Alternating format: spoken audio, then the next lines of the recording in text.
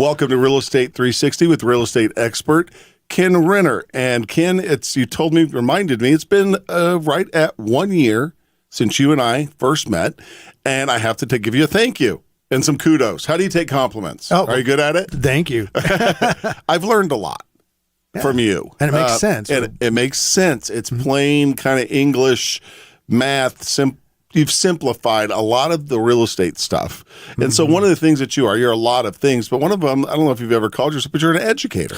Yeah. I mean, actually, I find that a well-educated client is a less stressed client, and they know why they're doing it and how they're going to do it, as opposed to just winging it. And so, yeah, I'm big on the education. In fact, I'm a state licensed educator for TREC for Texas. Oh, I didn't know that. Yeah.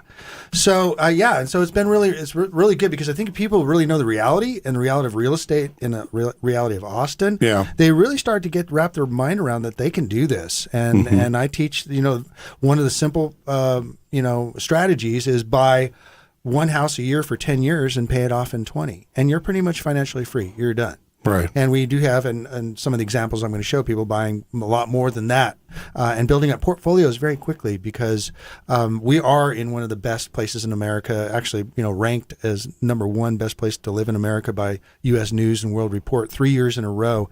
So much attention coming here, and there's so many people that have been, the city's exploded. It's doubled in size since I moved here in 1993. Yeah. And I moved here for the same reasons, is to build a portfolio of real estate and to serve. And I came out here and I was just enamored by what Austin is. It's not like what you picture the typical Texas is. It's the oasis of Texas. Yeah. It's kind of like the Hawaii of Texas. Right. Exactly. So, it's kind of like a beach town without a beach.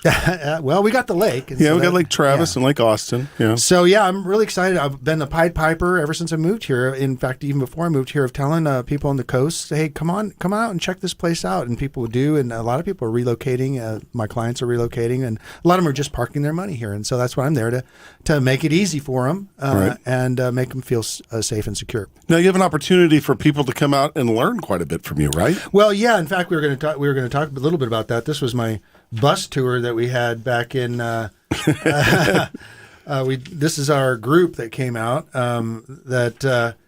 We had a full bus, I think about 14 or 15 people, and they bought a substantial amount of real estate from me. But it was building community, and that's what I'm looking at doing, is building a community of investors that know why they're doing it, what they're doing. And so education is a key part of that. Right. So, and what all does it involve? Well, the first thing is I always like to keep updated on the current stats, because we've got to know where we're at in the market now. Sure. But also studying history and historical trends, and then a lot of other factors involved in that. A lot of relationship factors, especially with relationships with builders and other realtors that I have that took 25 years here in Austin to build. Right. So I did want to kind of go over those stats, because it's been 3 months since the whole the world changed, right? Yeah. So it's now it's July 1st, 2020, and so I think it was about March 17th when we had that conversation.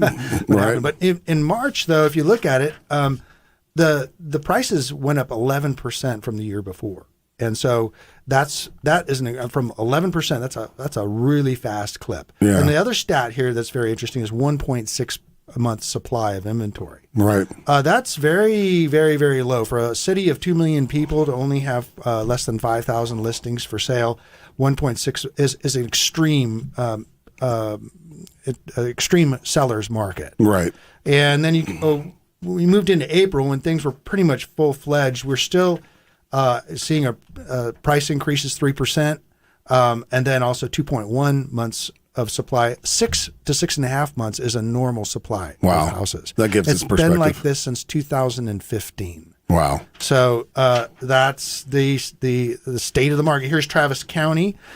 Once again, this is for May, and that is we're at about almost 400,000, a median price, and it's gone up 4% from last year. So we're not seeing price decreases. We get a lot of my clients saying, "Hey, what about? Is there some really good deals out there?" I'm saying, no. It's like get what you can get. Right. The builders are all raising their prices, and I was telling you before the show that I put a contract on a property at midnight last night because the prices were going up $14,000. Wow. And they did. And so now that's my $14,000 because I've got it locked in at a lower price. And that's Right. kind of what we teach. A lot of our to-be-built construction properties end up, by the time people close on it, they may have $10,000, $12,000 in equity. Wow. So That's it's nice. really, it's great great return. I mean, if you think you're putting maybe 20% down on a property and you walk away with 5% bump just for buying it, Right. it's a good feeling. Yeah, I would imagine. I'd like to feel that someday. Yeah, well, so it's just putting a little bit of money, a little bit of earnest money to put your foot in the door and let the builder take the risk of building it 8 months from now. You decide whether you want it or not. Right. You know, We talked about that in previous episodes.